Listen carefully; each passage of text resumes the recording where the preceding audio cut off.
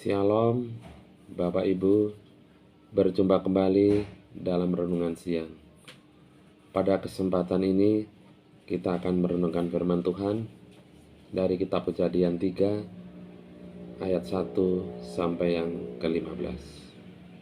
Namun sebelum kita merenungkan firman Tuhan dan membaca kitab suci, mari kita berdoa. Tuhan Allah Bapa kami, Allah yang bertahta di dalam kerajaan surga yang maha mulia, sungguh kami ucap syukur untuk siang ini. Tuhan boleh memberikan kesempatan kepada kami untuk kembali merenungkan firman-Mu. Kiranya apa yang akan kami baca ini, kami renungkan, boleh menjadi berkat bagi kami, siapapun yang boleh mendengarkan sabda-Mu. Berfirmanlah Tuhan, kami siap mendengarkan. Amin.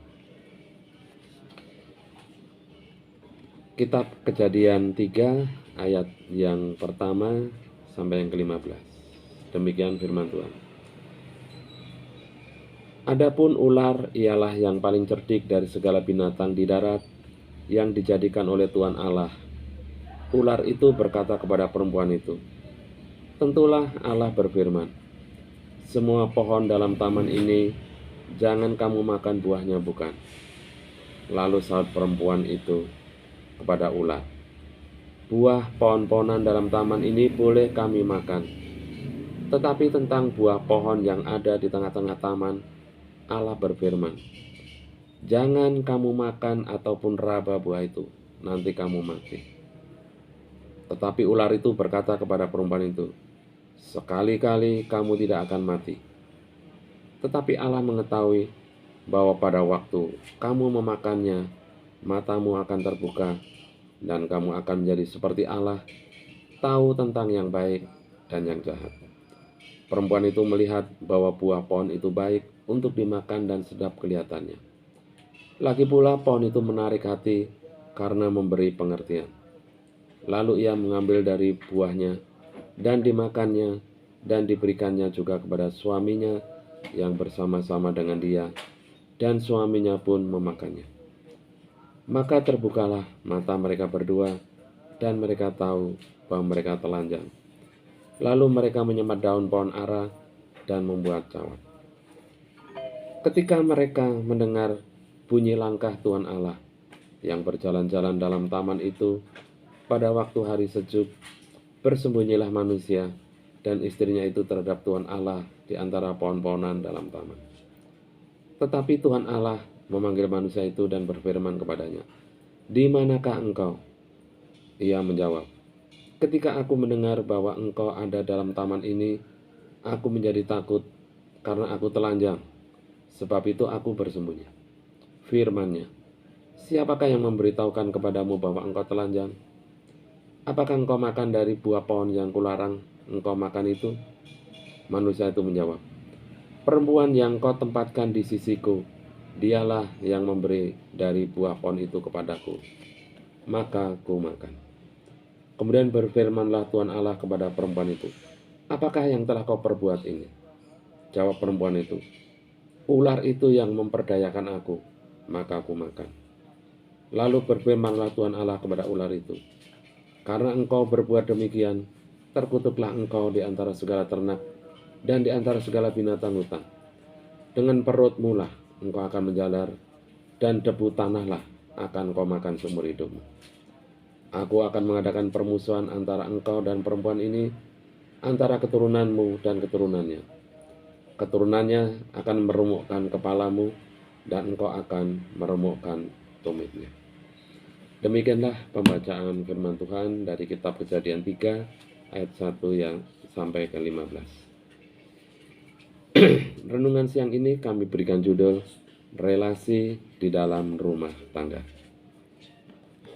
Saudara-saudara yang terkasih, jika kita berbicara tentang kitab Kejadian pasal 3, kita berbicara tentang kejatuhan manusia di dalam dosa.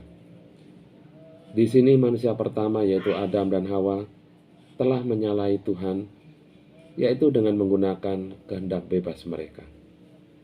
Itu artinya mereka itu punya dua pilihan di dalam kehidupannya. Yang pertama, manusia taat kepada Tuhan. Atau yang kedua, manusia tidak taat atau melanggar aturan Tuhan. Karena manusia memang diciptakan dengan memiliki kebebasan memilih. Manusia bukan seperti robot yang hanya bisa disetir, tapi manusia itu diciptakan sempurna, istimewa dibanding ciptaan yang lain. Tetapi karena akibat dari dosa itulah, hidup manusia menjadi berubah. Sikap mereka menjadi egois, tidak bertanggung jawab, takut, dan lain-lain. Hal ini juga dirasakan dalam kehidupan Adam dan Hawa. Hubungan atau relasi Adam dan Hawa pun juga terganggu akibat dosa mereka. Demikian juga dengan kehidupan kita di dalam rumah tangga. Tidak sedikit di antara kita yang rumah tangganya terganggu karena relasi yang kurang baik. Tetapi tidak sedikit juga rumah tangga yang bisa merawat atau memelihara kehidupan rumah tangga dengan baik, yaitu dengan menjaga relasi di antara anggota keluarga. Lalu bagaimana cara menjaga relasi dalam rumah tangga agar tetap baik? Yang pertama, menghadirkan Tuhan dalam rumah tangga.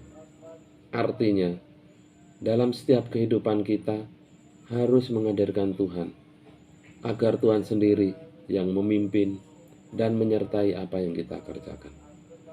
Yang kedua, keterbukaan. Artinya, dalam rumah tangga tidak ada yang saling merahasiakan, terutama pasangan suami istri. Tidak ada yang merahasiakan atau menyimpan sesuatu tanpa diketahui pasangannya. Kalau ada masalah, harus diceritakan pada pasangan untuk mencari solusi bersama, agar bisa segera diselesaikan. Yang ketiga, saling percaya.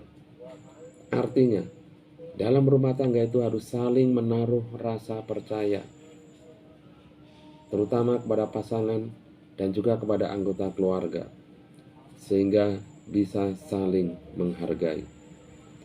Keempat, komunikasi yang baik. Dengan komunikasi yang baik akan memberikan ikatan batin yang kuat antar anggota keluarga. Istri kepada suami atau sebaliknya, anak kepada orang tua atau sebaliknya, orang tua dengan mertua atau dengan siapapun yang ada dalam rumah tangga tersebut.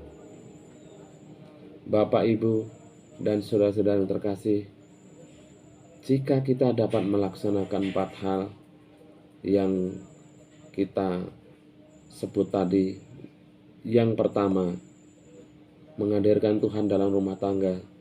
Yang kedua, ada keterbukaan. Yang ketiga, saling percaya. Dan yang keempat, komunikasi yang baik. Maka saya yakin relasi dalam rumah tangga Bapak, Ibu, dan saudara-saudara akan diberkati Tuhan. Kiranya renungan singkat ini dapat menjadi berkat kita semua. Amin.